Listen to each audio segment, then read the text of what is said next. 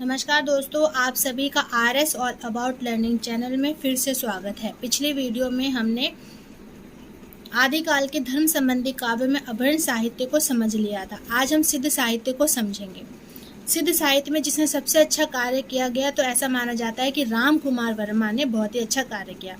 सिद्ध साहित्य जो था वो बौद्ध साहित्य के हिंदू धर्म से प्रभावित एक आंदोलन था। सिद्ध साहित्य में तांत्रिक क्रियाओं में आस्था दिखाते थे और साथ ही साथ तंत्र मंत्र से सिद्धि प्राप्त करना चाहते थे और जानते थे, ऐसा कह सकते हैं। इसके अलावा जो सिद्ध साहित्य थे, सिद्ध साहित्य के अंतर्गत ये बताया गया कि जो ईश्वर होता है वह मनुष्य के शरीर में ही निवास करता है। और साथ ही ये भी कहा, इन्होंने इस चीज़ की भी स्वीकृति दी, यानी इन्होंने ये भी कहा कि महासुख भोग और गृहस्थ जीवन में इन्होंने अपनी स्वीकृति दी। इसके अलावा उन्होंने पंचमकार को भी स्वीकृति दी। पंचमकार मतलब मत्स्य, मांस, मदिरा, मुद्रा, मैथुन। यानी जैसे कहा जाता है कि भगवान की भक्ति के लिए बहुत सारे ऐसे संत रहे हैं, संत सूफी सभी लोग रहे हैं, जिन्होंने भगवान की भक्ति के लिए या किसी भी अच्छी सिद्धि की प्राप्ति के लिए इन सब चीज़ों को नहीं माना, लेकिन सिद्धों ने क्या किया, इन सब चीज़ों को उन्होंने स्वीकार किया। अब सिद्ध साहित्य की बात करें तो मुख्य तौर पर 84 यानी सिद्धों की संख्या 84 मानी गई है। मुख्य रूप से इसमें जैसे सहरपा, शबरपा, कनप्पा, डोंबियप्पा, लुइयप्पा इस तरीके से आते हैं। अब आप देख रहे होंगे या सुन रहे होंगे कि सहरपा, डोंबियप्पा, तो अंत में पा शब्द आ रहे, नाम के अंत में पा शब्द सुनाई दे रहा है। यह जो पा हुआ करता था वह वास्तव में एक सम्मान सूचक हुआ करता था, जो कि एक रचनाकारों को जो अच्छे उत्तम रचनाकार हुआ करते थे तो उनके पीछे लगा दिया जाता था। अब सिद्धों की जो भाषा थी तो वो अर्धमागधी अभ्रंश निकट थी। साथ ही में इसे संध्या या प्रतीकात्मक भाषा भी कहते थे। इनकी रचना दोहा कोश या चर्यापद के अंतर्गत लिखी जाती थी, यानी इनकी जो रचनाएं होती थी वो दोहा कोश और चर्यापद ये हुआ करते थे।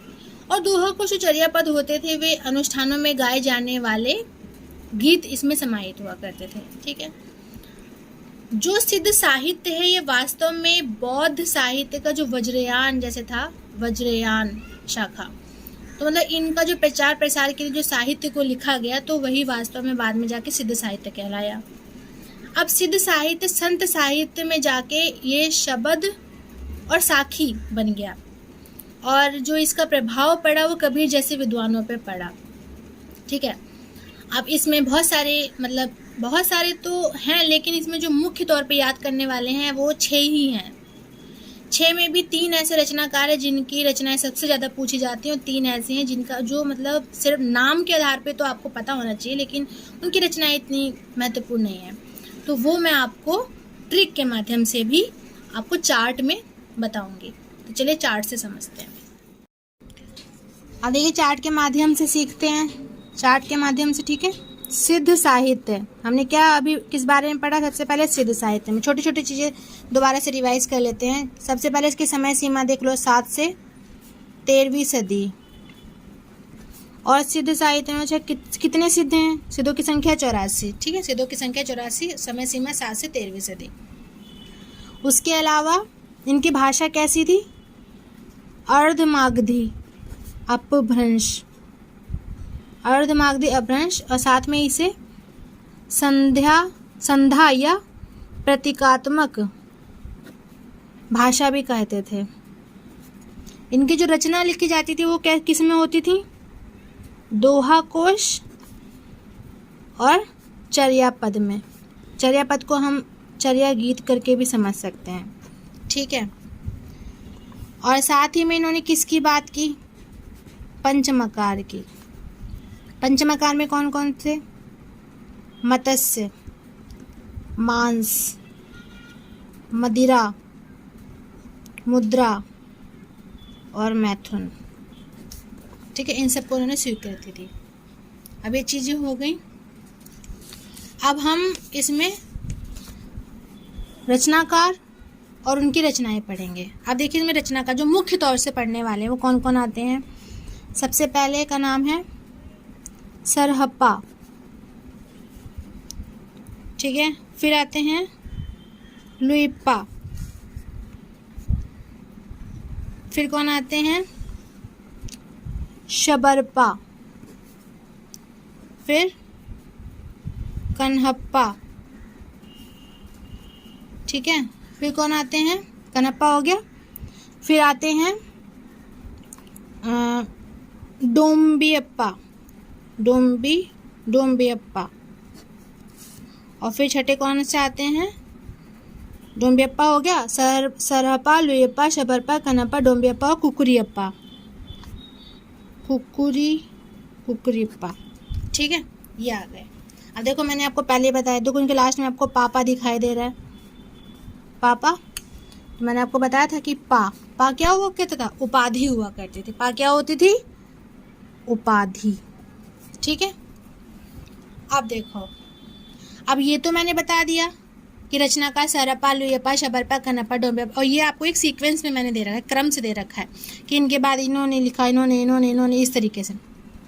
अच्छा, और इसको याद कैसे कर सकते हैं, मैंने ट्रिक बनाई है। देखो ट्रिक की बात आ गई ना। ट्रिक क्या बनाई है, ट्रिक में मैंने लिखा सिद्ध के सर में लू लग जाती है, सिद्ध के सर में लू लग जाती है, ठीक है। तो वो क्या करता है, वह शरबत पीता है, ठीक है। शरबत पीता है, फिर क्या होता है, कानों से डोम्बी और कुकुर की आवाज सुनता है, ठीक है। क्या, सिद्ध के सर में लू लग जाती है, वह शरबत पीता है, कानों से डोम्बी और कुकुर की आवाज सुनता है। अब इसमें देखिए कैसे याद करते। देखो सिद्ध से तो आपको समझ में आ गया, सिद्ध यानी सिद्ध साहित्य के बारे में। सर में सरहप्पा, लू लग जाती है भाई, लुयप्पा। तो क्या करता है, वो शरबत पीता है, लू लगने से क्या करता है, वो शरबत पी लेता है, तो शबरप्पा। फिर क्या करता है, कानों से कन्हप्पा, डोम्बियप्पा और कुकुर की आवाज सुनाई देती है, यानी कुकुरियप्पा, ठीक है। ये हो गए। अब आपको ट्रिक याद हो गई, सिद्ध के सर में लू लग जाती है, वह शरबत पीता है, कानों से डोम्बी और कुकुर की आवाज़ सुनाई देती है, ठीक। अब देखो, जो सरहप्पा है ना, तो सरहप्पा को सबसे पहला कवि यानी प्रथम कवि किसने माना, राहुल सांस्कृत्यायन ने। शबरप्पा को पहला कवि किसने माना, राहुल सांस्कृत्यायन ने। लिख लेते हैं, किसने माना, राहुल सांस्कृत्यायन ने, ठीक है। राहुल सांस्कृत्यायन को क्या माना, पहला कवि माना है। और जो डॉक्टर बच्चन रहे हैं, उन्होंने कहा है कि आक्रोश की भाषा सबसे पहले जिसने इस्तेमाल किया वो सरहप्पा ने किया। अच्छा ठीक है, अब इनके देखो सरहप्पा ने जो लिखा सबसे पहले, वो उन्होंने क्या लिखा, दोहा कोश। इनकी जो रचना है उसका नाम क्या है, दोहा कोश। और ये किस भाषा में लिखा उन्होंने, अपभ्रंश भाषा में, ठीक है। अब इसको कैसे याद कर सकते, देखो मैंने पहले ही बोला कि इन्होंने जो रचनाएं लिखी वो दोहा कोश या चर्या पद में लिखी। तो सबसे पहले ही सरहप्पा ने दोहा कोश में लिख दिया। अब ये तो याद हो गया आपको, दोहा कोश में क्या लिख दिया, रचना लिख दी किसने, सरहप्पा ने, अपभ्रंश भाषा में, ठीक है। ये मैंने आपको भाषा ही बताया था, अपभ्रंश भाषा, इस तरीके से। अब लुयप्पा के बारे में ज़्यादा कोई ऐसी उन्होंने कोई रचनाएं वगैरह ज़्यादा कोई महत्वपूर्ण नहीं लिखी, तो इनका सिर्फ नाम ही याद कर लो बस, इनके बारे में और कुछ जानने की जरूरत नहीं। अब आते हैं शबरप्पा। शबरप्पा ने लिख दिया चर्या गीत, ठीक है, सॉरी चर्या पद, जिसको हम चर्या गीत करके समझ सकते हैं। और ये किस भाषा में रहा है, ये अवहट्ठ भाषा में, अवहट्ठ भाषा में, ठीक है, अवहट्ठ भाषा में। अब देखो कन्हप्पा, इन्होंने भी कुछ नहीं लिखा। अब आए डोम्बियप्पा। डोम्बियप्पा ने अपने ही नाम से लिखा डोम्बी गीतिका और योगचर्या। और क्या लिखा इन्होंने, डोम्बी गीतिका, योगचर्या, और एक और लिखा इन्होंने, उसका नाम लिखा है अक्षरा द्वीप